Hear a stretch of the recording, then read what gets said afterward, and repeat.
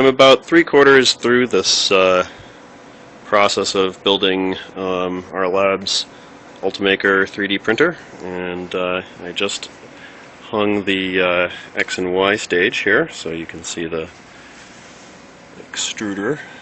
And I've been struggling with a little bit is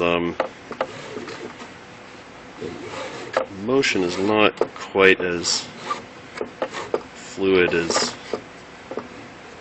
it should be. It seems to be all square and everything, so I've checked that, but requires a bit more force than I think it probably should. So,